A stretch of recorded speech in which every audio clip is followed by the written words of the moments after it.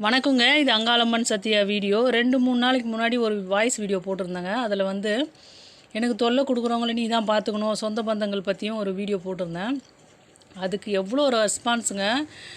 நிறைய வியூஸ் போய் லைக் நிறைய வந்து சப்ஸ்கிரைபரும் அதில் நிறைய ஜாயின்ட் ஆகியிருந்தாங்க. நான் தான் சொந்த பந்தங்களால் இல்லை நம்மளுக்கு எதிரிகளால் பாதிக்கப்பட்டிருக்கேன்னு பார்த்தா நிறைய பேர் அதுமாதிரி பல துன்பங்களை கஷ்டங்களை அனுபவிக்கிறீங்க போல இருக்குது. அதனால தான் அவ்வளோ ஆதங்கமாக லைக்கும் போடுறீங்க, நிறைய பேர் கமெண்டும் போட்டிருந்தீங்க.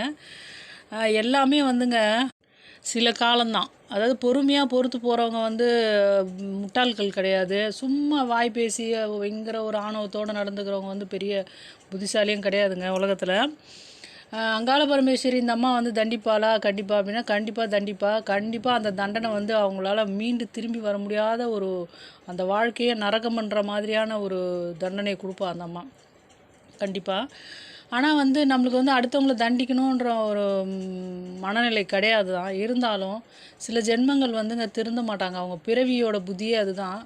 அது அடுத்தவங்கள ஒரு மாதிரி ஏளனப்படுத்துறது, அடுத்தவங்கள நம்ம தான் பெரிய அப்படியே ஒரு இதுன்ற மாதிரியான நடந்துக்கிறது, ஒரு மாதிரி பண்ணுறது, அதெல்லாம் அவங்களோட பிறவி குணம். அதை மாற்ற முடியாது. நம்ம அமைதியாக போகிறோம், சைலண்ட்டாக இருந்துக்கிறோன்னா நம்மளோட குணம் அப்படின்ட்டு நம்ம போகிறோம். ஆனால் வந்துங்க நம்மளுக்கு மன நிம்மதி வேணும், வாழ்க்கையில் நம்ம சந்தோஷமான வேறு ட்ராக்கில் போனோன்னா அவங்களெல்லாம் கண்டுக்கவே கூடாது. ஆனால் நம்மளுக்கு ஒரு சின்ன விஷயம் கோபம் வருதுன்னா நம்ம அதை ஒரு ஆதங்கமாக அந்த வீடியோ வெளியிட்டேன் நான். அது அவ்வளோ ரீச் ஆச்சு.